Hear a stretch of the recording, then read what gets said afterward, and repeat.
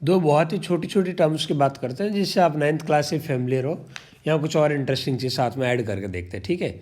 वो हमारे पास एक तो रहेगी स्पीड और एक हमारे पास रहेगी वेलोसिटी, ठीक है। तो एक तो हम बात करेंगे स्पीड की और एक वो सिमिलर टर्म है हमारे पास वेलोसिटी की, ठीक है। तो आपको थोड़ा सा याद होगा, स्पीड को हमने इस तरीके से 9th क्लास में डिफाइन किया था, that it is basically distance travel by particle divide by the time interval. Formula wise ऐसे ही डिफाइन किया था ना, ये रेट ऑफ डिस्टेंस कवर आप इस तरीके से भी बोलते थे, ठीक है, या डिस्टेंस कवर्ड इन 1 सेकेंड, इस तरीके से बात कर। और वेलोसिटी, वेलोसिटी हो जाता था हमारे पास displacement divide by time interval, ठीक है। तो मैं स्पीड को ऐसा लिख सकता हूँ, डिस्टेंस बेसिकली यदि आप देखते हो कि गाड़ी कितना चली है, तो आप क्या देखते हो, वो जो किलोमीटर वाली रीडिंग है, आप स्टार्ट हुए तब किलोमीटर वाली रीडिंग कितनी थी, और जब आपने गाड़ी बंद की तब किलोमीटर वाली रीडिंग कितनी है, उनका डिफरेंस ही तो गाड़ी चलती है। तो मैं डिस्टेंस को ऐसा लिख सकता हूँ कि डिस्टेंस की रीडिंग में जो डिफरेंस आएगा उतनी एक्चुअल डिस्टेंस ट्रैवल होगी, बराबर है। और टाइम के अंदर मैं लिख सकता हूँ ये टाइम इंटरवल डेल्टा टी, चलेगा। तो ये जो आपका आया है ना, ये बेसिकली एवरेज स्पीड है। क्या ये एवरेज स्पीड के गिवन टाइम इंटरवल में कितनी डिस्टेंस कवर हो रही है, it is called average speed. अब यदि टाइम इंटरवल बहुत छोटा ले लेता हूँ, when this delta T tends to zero, तो हमारे पास डेल्टा टी की जगह आ जाएगा डी टी, और बहुत ही छोटे से इंटरवल में डिस्टेंस भी बहुत ही छोटी सी रीडिंग में डिफरेंस आएगा, तो मैं इसे लिख सकता हूँ डी एस। ये जो स्पीड आएगी इसे हम बोलते हैं इंस्टेंटेनियस स्पीड, किसी एक मोमेंट पे स्पीड, ठीक है। तो ये आ गया हमारे पास इंस्टेंटेनियस स्पीड, बराबर। अब वेलोसिटी की तरफ आते हैं। वेलोसिटी हमारे पास ऐसे डिफाइन होती है, वेलोसिटी वेक्टर क्वांटिटी है, तो मुझे एक एरो लगाना चाहिए सबसे पहले तो सिंबल पे भी। अब बात करते हैं डिस्प्लेसमेंट, तो मैं इसे लिख सकता हूँ डिस्प्लेसमेंट एस वेक्टर, कितना डिस्प्लेसमेंट हुआ, divide by time interval delta T. और डिस्प्लेसमेंट होता है मेरे पास चेंज इन पोजीशन वेक्टर, क्या होता है, change in position vector. Again ये जो चीज़ आएगी ये बेसिकली एवरेज वेलोसिटी आएगी, क्या आएगी, एवरेज वेलोसिटी। अच्छा, डेल्टा टी ये जो टाइम इंटरवल है तो स्केलर क्वांटिटी है, तो वेलोसिटी की डायरेक्शन वही होगी जो हमारे पास डिस्प्लेसमेंट की डायरेक्शन होती है। और डिस्प्लेसमेंट की डायरेक्शन क्या होती है, चेंज इन पोजीशन वेक्टर वाली डायरेक्शन होती है। क्या होती है, चेंज इन पोजीशन वेक्टर। तो डायरेक्शन का थोड़ा ध्यान रखना है कि वेलोसिटी की डायरेक्शन वही होगी जो हमारे पास चेंज इन पोजीशन वेक्टर या डिस्प्लेसमेंट की डायरेक्शन होगी, बराबर। यहाँ यदि इंस्टेंटेनियस की बात करूँगा मैं, किसी एक मोमेंट पे क्या होगा, तो मैं टाइम इंटरवल बहुत ही छोटा लूँगा, डी टी, बराबर है। तो हमारे पास पोजीशन वेक्टर में बहुत ही छोटा सा चेंजेज आएगा, जिसमें लिख सकता हूँ डी आर वेक्टर, बराबर है। तो इस तरीके से मुझे मिल जाएगा इंस्टेंटेनियस वेलोसिटी। अच्छा, वेलोसिटी वेक्टर क्वांटिटी, इसका दो चीज़ होगी, एक इसका मैग्नीट्यूड और एक डायरेक्शन। मैग्नीट्यूड चाहिए तो मैं इसे सिंबल वाइज ऐसा लिख सकता हूँ, ये जो इंस्टेंटेनियस वेलोसिटी है इसका मोड ले लेता हूँ, तो मुझे मैग्नीट्यूड मिल जाएगा वेलोसिटी का। क्या मिल जाएगा, वेलोसिटी का मैग्नीट्यूड। समझ में आ रही बात। अच्छा, अब यहाँ पे मैं कुछ और चीज़ इंटरेस्टिंग दिखाना चाह रहा हूँ। कहीं ना कहीं यदि मैं स्पीड और वेलोसिटी की बात करूँ तो इनमें रिलेशन कुछ वैसे ही आ रहा है जैसा डिस्टेंस और डिस्प्लेसमेंट में आ रहा है, क्योंकि स्पीड कहीं ना कहीं distance divide by time interval हो जाता है और velocity displacement divide by time interval हो जाता है। तो यदि डिस्टेंस और डिस्प्लेसमेंट इक्वल आ जाए तो उस पर्टिकुलर सिचुएशन के अंदर स्पीड और वेलोसिटी की न्यूमेरिकल वैल्यू इक्वल होने वाली है, हाँ ना। जनरली हमने नोटिस किया था कि जो डिस्प्लेसमेंट होता है, यदि मैं एक इंटरवल में बात करता हूँ तो वो जो डिस्प्लेसमेंट है वो डिस्टेंस की न्यूमेरिकल वैल्यू से या तो छोटा रहेगा या बराबर रहेगा, उससे बड़ा कभी नहीं हो सकता। तो एवरेज वेलोसिटी हमेशा आपके पास एवरेज स्पीड से छोटी आएगी या इक्वल आएगी, बड़ी कभी नहीं आ सकती। अब बात करते हैं, मैं थोड़ा इसमें ज़्यादा इंटरेस्टेड हूँ, किसी मोमेंट पे स्पीड के बारे में और किसी मोमेंट पे वेलोसिटी की न्यूमेरिकल वैल्यू के बारे में। जब मैं इंटरवल बहुत ही छोटा लूँगा तो आपके पास कैसा भी पाथ, वो पाथ ऑटोमेटिकली स्ट्रेट लाइन में कन्वर्ट हो जाएगा। आप ये सोचिए कि पार्टिकल ऐसा जा रहा है, आपको समझ में आ जाएगा मैं क्या बोलना चाह रहा हूँ। ऐसा गया, आपको क्या लग रहा है यहाँ पे कर्वेचर सबसे ज़्यादा दिख रही है ना, मैं वहीं पे आता हूँ। यहाँ मैंने एक बहुत ही छोटा सा टाइम इंटरवल लिया तो पार्टिकल बहुत ही छोटी सी डिस्टेंस कवर करेगा, इतनी सी। क्या ये जो मैंने येलो कलर में दिखाया, क्या ये स्ट्रेट लाइन नहीं है? पार्टिकल का ओवरऑल पाथ स्ट्रेट लाइन नहीं है, लेकिन ये जो छोटे से इंटरवल डी टी के अंदर ये जो पाथ ट्रेवल हुआ, यहाँ जो पोजीशन वेक्टर में चेंजेज आएगा डी आर, यहाँ पे पार्टिकल स्ट्रेट लाइन में जा रहा है, तो क्या यहाँ पे इस छोटे से रीजन के अंदर जो हमारे पास डिस्टेंस की न्यूमेरिकल वैल्यू और डिस्प्लेसमेंट की न्यूमेरिकल वैल्यू इक्वल नहीं आएगी? डिस्टेंस और हमारे पास जो डिस्प्लेसमेंट आएगा वो दोनों इक्वल आएगा, और यदि डिस्टेंस और डिस्प्लेसमेंट की न्यूमेरिकल वैल्यू इक्वल आएगी तो कहीं ना कहीं यहाँ पे स्पीड और वेलोसिटी की न्यूमेरिकल वैल्यू इक्वल आनी चाहिए। स्पीड और वेलोसिटी की numerical value, magnitude of velocity, ये दोनों पार्ट इक्वल आना चाहिए, बराबर है। लेकिन एक कब बात कर रहे हैं अपन, जब मैं इंटरवल बहुत ही छोटा ले रहा हूँ, यानी कि मैं इंस्टेंटेनियस वेलोसिटी की बात कर रहा हूँ। तो मैं आगे से ऐसा लिख सकता हूँ कि जो हमारे पास इंस्टेंटेनियस स्पीड रहेगी that is always equals to the magnitude of instantaneous velocity.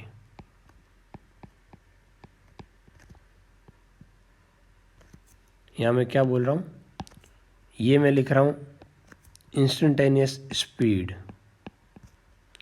किसी मोमेंट पे स्पीड और उसी मोमेंट पे magnitude of velocity, magnitude of instantaneous velocity. मैं एवरेज की बात नहीं कर रहा हूँ भाई, ये लोग ध्यान दीजिए इस बात पे, ठीक है। ये दोनों हमेशा इक्वल रहेगी। यदि वो ऐसा बोलता है कि कई बार कि भाई पार्टिकल की वेलोसिटी टाइम के साथ इस तरीके से न्यूमेरिकल वैल्यू चेंज हो रही है, इस बात को मैं बोल रहा हूँ कि पार्टिकल की स्पीड टाइम के साथ इस तरीके से न्यूमेरिकली चेंज हो रही है, तो उसमें कोई डिफरेंस नहीं है, दोनों एक ही मोमाया है। डायरेक्शन एक सेपरेट चीज़ है। यदि मैं न्यूमेरिकल वैल्यू की बात करने लग जाऊँ कि पार्टिकल की स्पीड इस तरीके से चेंज हो रही है वक्त के साथ, या वेलोसिटी इस तरीके से टाइम के साथ चेंज हो रही है, दोनों इक्वेशन बिल्कुल सेम आएगी। एवरेज निकालोगे दोनों का अलग अलग आ जाएगा भाई, ठीक है। लेकिन किसी इंस्टेंट पे बात करेंगे तो यही होने वाला है। उम्मीद करते हैं ये वाली चीज़ जो मैंने समझी है ना वो आपको समझ में आई है। अब थोड़ा आगे की सिचुएशन देखते हैं। एवरेज वाला कॉन्सेप्ट आपको समझ में आ गया ना। एवरेज क्या है, एक इंटरवल में बात करते हैं, और इंस्टेंटेनियस एक मोमेंट पे बात करते हैं, ठीक है। अब अपन आगे देख, और यहाँ पे ये समझ में आ गया होगा कि rate of change in position vector हमारे पास वेलोसिटी रहेगी, rate of change in position vector. अब एक छोटा सा प्यारा सा एग्जांपल जो आपने 9th क्लास में किया है, बहुत ही फेमस है, उस पर आते हैं और इससे आपको काफ़ी चीज़ें और समझ में आएगी। एक वो प्रॉब्लम होती है ना कि एक स्टूडेंट होता है जो अपने घर से स्कूल जाता है, घर से स्कूल जाता है 30 किलोमीटर पर आवर की स्पीड से। कितनी स्पीड से जाता है? 30 किलोमीटर पर आवर से घर से स्कूल जाता है, और वहाँ जाके देखता है कि स्कूल तो बंद है, तो वो तुरंत वहाँ से वापस मुड़ता है और घर आ जाता है। लेकिन अब थोड़ा थका हुआ था तो आते हुए उसकी स्पीड कम थी। कितनी थी? 20 किलोमीटर पर आवर। और यहाँ हमसे पूछा जाता है कि एवरेज स्पीड कितनी होगी और एक यहाँ पूछा जाता है कि एवरेज वेलोसिटी कितनी होगी। एकदम स्ट्रेट लाइन मानिए कि स्ट्रेट लाइन में घर और आपके पास स्कूल है। एवरेज वेलोसिटी, दो चीज़ पूछते हैं कि दोनों की न्यूमेरिकल वैल्यू बता दो भाई। ठीक है, सबसे पहले मैं एवरेज वेलोसिटी पे आ जाता हूँ। जब वो घर से स्कूल गया वापस घर आ गया तो डिस्प्लेसमेंट कितना हुआ? 0। यदि डिस्प्लेसमेंट 0 तो हमारे पास एवरेज वेलोसिटी आ जाएगी 0। अब एवरेज स्पीड पाते हैं। कुछ लोग बड़ी जल्दबाजी में रहते हैं और बोलते हैं सर देखो पहले स्पीड थी 30 बाद में थी 20। तो एक काम करते हैं, एवरेज निकालना हमने बचपन में सीखा है, V1 + V2 डिवाइड बाई 2, तो ये 30 + 20 that is 50 divide by 2, answer आ जाएगा 25, जो कि बिल्कुल गलत है। ऐसा आप कभी नहीं करना।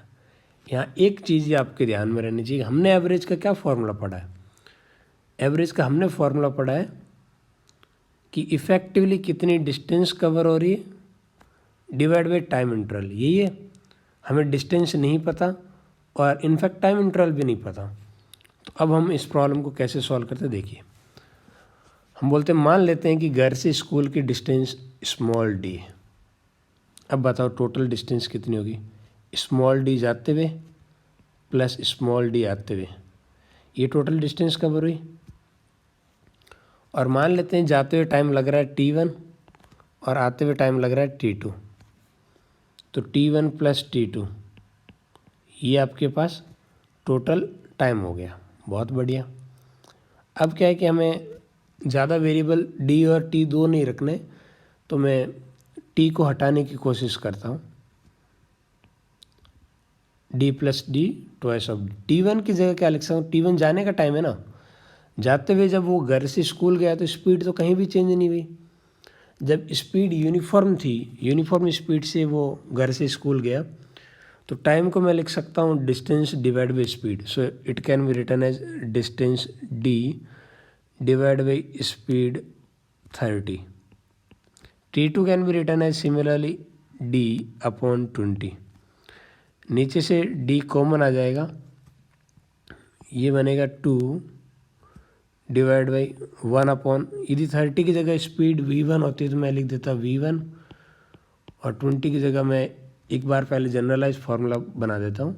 तो ये ऐसे, अब v1 v2 एलसीएम आ जाएगा तो क्या बनेगा? v1 v2 एलसीएम लेके ऊपर चला जाएगा, नीचे बन जाएगा हमारे पास v1 + v2। अब मैं v1 और v2 की वैल्यू पुट कर सकता हूँ। ठीक है, v1 की जगह 30, v2 की जगह 20, और यहाँ पे आंसर आ जाएगा 24। आप कैलकुलेट कर लीजिए। ठीक है, तो मैं ये समझाने की कोशिश कर रहा हूँ कि हमें फॉर्मूला हमेशा यही लगाना है, total distance upon total time interval वाला। क्या नहीं लगाना है, ये आपको समझ में आ गया? ये बहुत ही बेसिक एग्जांपल है जो आपने छोटी क्लासेस में किया है, और इस पार्ट को आप अलग अलग तरीके से भी देख सकते हो। ठीक है, उम्मीद करते हैं आपको ये एग्जांपल समझ में आया है। एक और सिमिलर प्रॉब्लम है, ये वाले तो आपने देख लिया ना कि घर से स्कूल से घर जाता है तो फिर एवरेज आपका इस तरीके से निकालते हैं। यहाँ आप नोटिस करोगे तो ऐसा लग रहा है कि भाई जो टोटल जर्नी है ना वो है घर से स्कूल, फिर स्कूल से दोबारा घर, तो ये टोटल जर्नी इस तरीके से, और टोटल जर्नी 2 इक्वल पार्ट में डिवाइड हो रही है। ठीक है, जाने के जब 30 किलोमीटर की स्पीड थी तब भी डिस्टेंस d ट्रैवल हुई, तो वापस 20 में भी स्पीड d ट्रैवल हुई। तो इक्वल डिस्टेंस कवर हो रही है विथ अनइक्वल स्पीड के साथ। तब इस तरीके से, अब मैं दूसरी प्रॉब्लम थोड़ा सा इसको मॉडिफाई करता हूँ। मैं बोलता हूँ एक पर्सन ए से सी जा रहा है और टोटल जर्नी में आधे टाइम के लिए वो स्पीड 30 मेंटेन कर रहा है, और रिमेनिंग आधे टाइम के लिए मैं टाइम को डिवाइड कर रहा हूँ। ठीक है, यानी कि यदि मैं टाइम बोल देता हूँ कि भाई टी टाइम के लिए वो 30 किलोमीटर जा रहा है, तो नेक्स्ट टी टाइम के लिए भी वो उतने ही मतलब उतनी ही टाइम टी के लिए वो 20 किलोमीटर/आवर से जा रहा है। अब हमें चाहिए कि एवरेज स्पीड कितनी होगी। क्या चाहिए? एवरेज स्पीड कितनी होगी। अब चेक करते हैं ये कैसे कैलकुलेट करना है। बराबर है, देखते रहिए। तो एवरेज का फॉर्मूला हमारे पास हमेशा एक ही रहता है, वो है कि टोटल डिस्टेंस कितनी कवर हुई डिवाइड बाई टाइम इंटरवल। मान लेते हैं कि यहाँ पे डिस्टेंस d1 कवर हो रही है, यहाँ पे डिस्टेंस d2 कवर हो रही है। डिस्टेंस इक्वल इक्वल नहीं होगी, ठीक है। तो मैं लिख देता हूँ d1 प्लस d2, और टोटल टाइम कितना हो जाएगा, वो हो जाएगा t प्लस टी, ये हो जाएगा। अच्छा आप बात कीजिए d1 की वैल्यू क्या लिख सकता हूँ। यहाँ पे 30 में मान लेता हूँ कि सपोज स्पीड v1 है, तो स्पीड तो इस t टाइम के लिए एक जैसी है, तो डिस्टेंस को लिख सकता हूँ कहीं ना कहीं speed multiply with time interval. Similar d2 को भी लिख सकता हूँ speed v2 multiply with time interval t, और नीचे वाला हमारे पास टाइम इंटरवल आ जाएगा twice of T. T common लेके कैंसिल आउट हो जाएगा, और ये क्या बनेगा v1 plus v2 divide by 2। v1 by 2 को वैल्यू पुट करेंगे तो कितना आ जाएगी, 25 किलोमीटर पर आवर। समझ में आ रही बात। दोनों प्रॉब्लम में कहाँ डिफरेंस है। पिछली बार में टाइम इंटरवल आपके पास अनइक्वल था, स्पीड इक्वल इक्वल थी, सॉरी डिस्टेंस इक्वल इक्वल थी। Equal equal distance is travel with different different speed. This time equal equal time interval and different different speed, बराबर है। तो फॉर्मूला दोनों का डिफरेंट आ रहा है, तो हमें फॉर्मूले कोई रटने नहीं है। ये वो 9th क्लास की चीज़ें हैं जो मैं दोबारा से दिखा रहा हूँ कि किस तरीके से। यहाँ v1 plus v2 divide by 2 average का फॉर्मूला आ रहा है, यहाँ 2 times v1 v2 upon v1 plus v2। ये तो मैंने इक्वल इक्वल कर रहा हूँ, ज़रूरी नहीं कि वो इक्वल भी करे, ठीक है। लेकिन आपका अप्रोच हमेशा ये होनी चाहिए, total distance upon total time interval, हमेशा आंसर आ जाएगा, घबराने की बिल्कुल भी ज़रूरत नहीं। एक आध और प्रॉब्लम डिस्कस कर लेते। सपोज ग्राफ की हेल्प से कोई दे दे आपको कि ये ग्राफ है, ठीक। इधर मैं ले लेता हूँ आपके पास टाइम सेकंड में, और इधर मैं ले लेता हूँ स्पीड मीटर पर सेकंड में, और ये ऐसा ग्राफ है।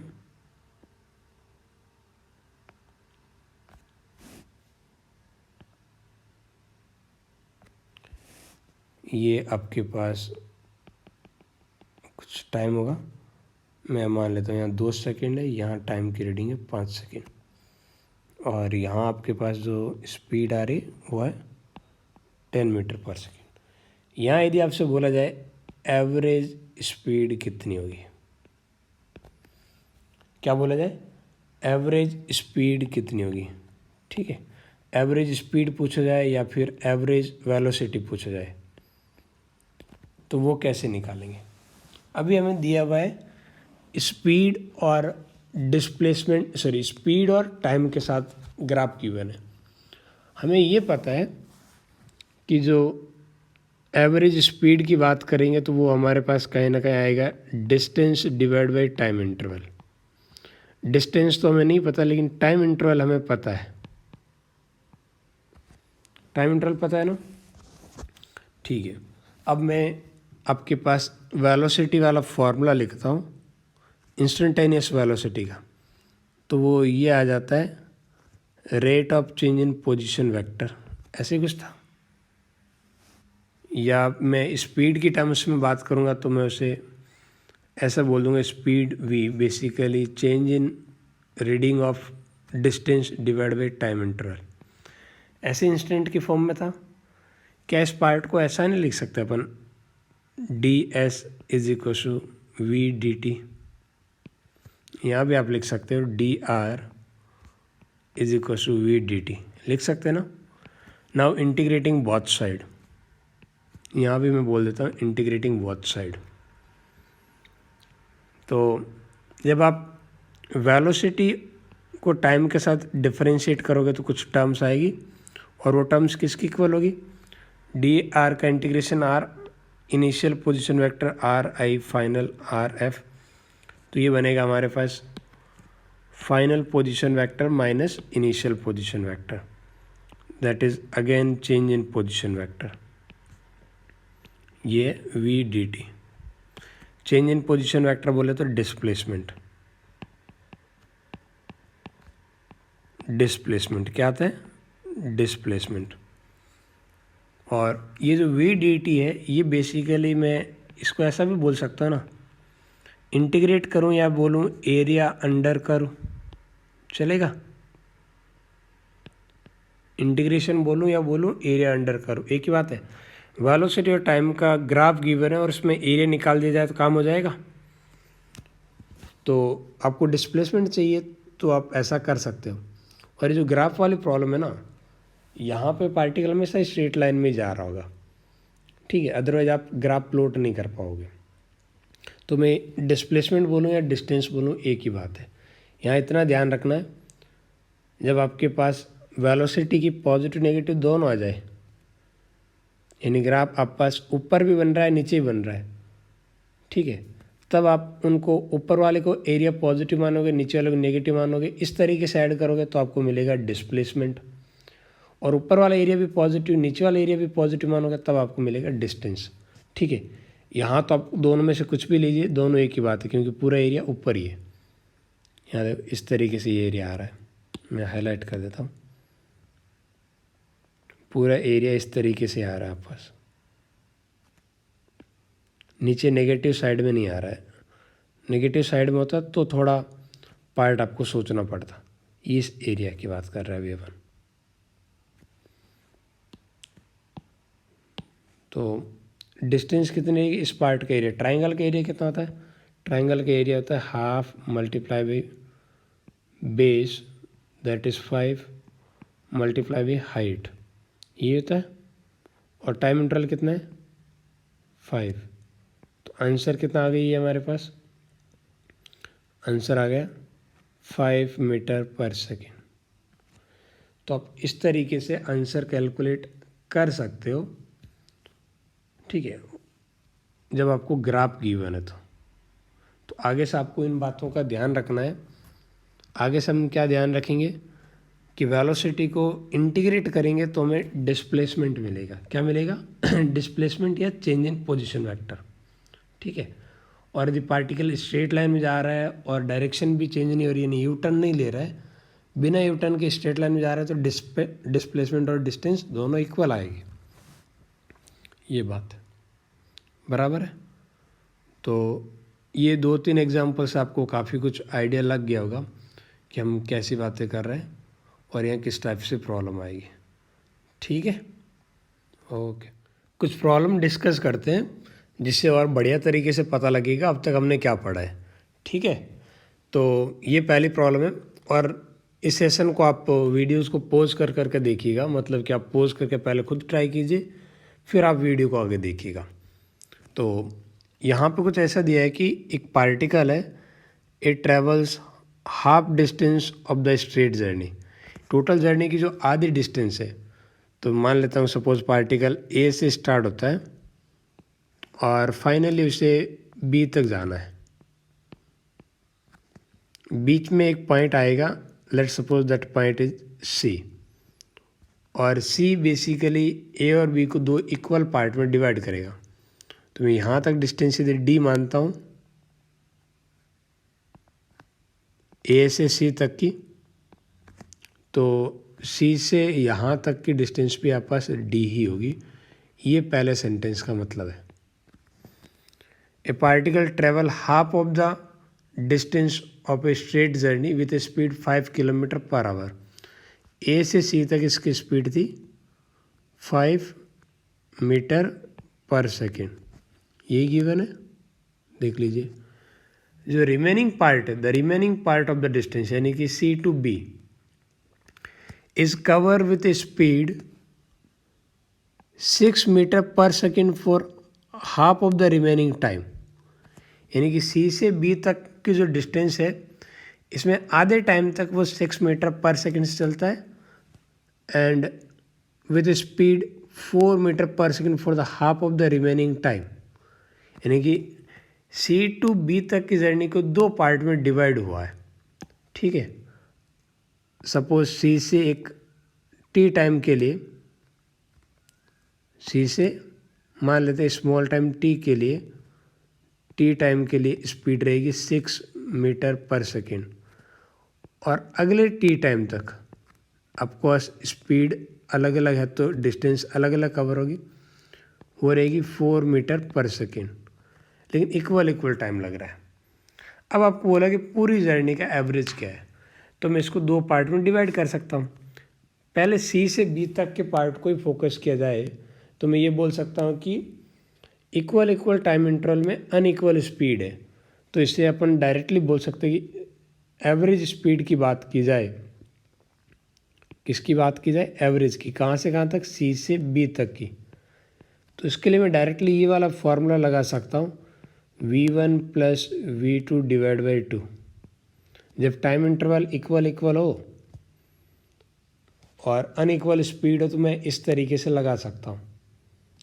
तो कितना आ जाएगा वो, ये आ जाएगा आपके पास 5 मीटर पर सेकेंड, बराबर है।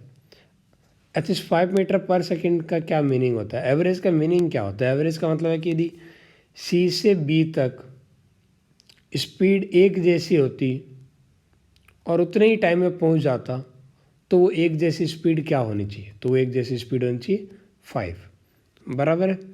अब देखो ए टू सी जा रहा है 5 से, सी टू बी जा रहा है 5 से, इक्वल इक्वल डिस्टेंस है। तो मैं डायरेक्टली बोल दूँ ए से बी गया 5, तो टोटल जर्नी आपके पास एवरेज आ गई 5। फिर भी सपोज ए टू सी और सी टू बी, यहाँ वाले 5 और ये वाले 5 इक्वल नहीं होते, तो मैं बोल देता कि यहाँ देखो A to C and C to B equal equal distance है। तो अब एवरेज का फॉर्मूला मैं लगा देता है यहाँ पे। अभी हमने थोड़ी देर पहले बात की थी, इक्वल डिस्टेंस हो और अनइक्वल स्पीड हो तो 2 times v1 v2 upon v1 plus v2, हाँ है ना। आप पुट कर देते तो यहाँ तो वही आएगा 5। ये डाटा अनइक्वल होते तो फिर इस फॉर्मूले की कुछ इंपॉर्टेंस बचती। उम्मीद करते हैं ये वाली चीज़ आपको समझ में आ रही, मैं किस अप्रोच की बात कर रहा हूँ। ये अभी अपन ऊपर जो प्रॉब्लम की थी तो उन्हीं पे कॉन्सेप्ट पे बेसिक प्रॉब्लम दी हुई है। अब एक और प्रॉब्लम करते हैं, ये वाली बहुत आसान है और इस प्रॉब्लम को हमने तब देखा था, इस टाइप की प्रॉब्लम, जब डिफरेंशिएशन मैंने स्टार्ट किया था। ठीक है, फर्स्ट लेक्चर देखिएगा डिफरेंशिएशन का, आपको एहसास हो जाएगा। यहाँ क्या बोला है, figure shows graph of x coordinate of a particle moving along x axis as a function of time, average velocity during t equals to 0 to 4 second. 0 से 4 सेकेंड के बीच में मुझे एवरेज चाहिए, बहुत बढ़िया बात है। और इंस्टेंटेनियस वेलोसिटी की भी बात कर रहा हूँ मैं इस टाइम पे। दो पार्ट पूछा, पहले अपन एवरेज पे आ जाए। यदि एवरेज पे बात करते हैं तो एवरेज स्पीड सिंपल हम बोलते हैं भाई displacement divide by time interval. और डिस्प्लेसमेंट की बात करते हैं तो डिस्प्लेसमेंट लिखते हैं कि चेंज इन पोजीशन वेक्टर, यही लिखते हैं। टाइम इंटरवल तो आ जाएगा 4 सेकेंड। तो 4 सेकेंड पे इसका पोजीशन क्या है, एक्स कोऑर्डिनेट है 10 और स्टार्टिंग में एक्स कोऑर्डिनेट कितना है 0। यानी कि यदि मैं स्ट्रेट लाइन पे दिखाना चाहूँ एक्स एक्सिस पे, तो पार्टिकल स्टार्टिंग में x इक्वस टू 0 पे था और 4 सेकेंड में x इक्वस टू 10 मीटर पे है। कैसा है हमें इससे तो कोई लेना देना ही नहीं है। ठीक है, यहाँ से यहाँ चला गया तो ये हमारे पास आ गया इसका डिस्प्लेसमेंट वेक्टर, और डिस्प्लेसमेंट वेक्टर की न्यूमेरिकल वैल्यू चाहिए तो ये आ जाएगा हमारे पास 10 आ गया। तो ये आ गया 2.5 मीटर पर सेकेंड। तो ये तो आ गया एवरेज, इसका एक सेगमेंट का। दूसरा जो पार्ट है वो बोला 4.113 सेकेंड। 4.113 सेकेंड कहाँ है, इसके बाद में आएगा। अब देखो 4 से लगा के 5 सेकेंड के बीच में डिस्प्लेसमेंट और या जो पोजीशन और टाइम का ग्राफ है वो स्ट्रेट लाइन है। 4 से 5 के बीच में स्ट्रेट लाइन है। तो यदि मैं एवरेज निकालूं, V average from 4 second to 5 second, तो वो क्या आएगा, टाइम इंटरवल कितना रहेगा 5 second minus 4 second, that is 1 second. Displacement कितना रहेगा, 5 पे डिस्प्लेसमेंट है 20 या पोजीशन 20 और 4 पे पोजीशन है 10, तो आ जाएगा 10 मीटर पर सेकेंड। ये एवरेज आएगा, क्या आएगा, एवरेज। अब 4 से 5 सेकेंड के बीच में स्ट्रेट लाइन गिवन है और स्ट्रेट लाइन गिवन होने की वजह से आप बोल सकते हो कि जो स्पीड है वो हमारे पास क्या होनी चाहिए, या जो रेट होगी वो क्या होनी चाहिए, यूनिफॉर्म। यूनिफॉर्म मतलब आप किसी भी इंस्टेंट पे देख लो एक जैसी स्पीड होगी, और जब एक जैसी स्पीड होती है तो एवरेज स्पीड इंस्टेंटेनियस की इक्वल आ जाती है। तो 4 से 5 के बीच में कोई भी मूवमेंट दे दो, इन्होंने दिया ना 4.113, ऐसे दिया होता 4.98347, तो भी वही होता। 5 से कम होना चाहिए, 4 से ज़्यादा होना चाहिए, तो उसके अंदर हमेशा स्पीड रहेगी 10 मीटर पर सेकेंड। तो अब देख ले दोनों के हिसाब से आपका कौन सा आंसर सेट हो रहा है। ठीक है, तो ये सेकेंड आंसर सही है। यही बातें इसी प्रॉब्लम के साथ मैंने डिफरेंशिएशन स्टार्ट किया होगा, यदि आपको याद होगा तो अब आपको काफ़ी और क्लैरिटी मिल रही होगी कि हम क्या पढ़ने जा रहे हैं। ठीक है, उम्मीद करता हूँ आपको मज़ा आया।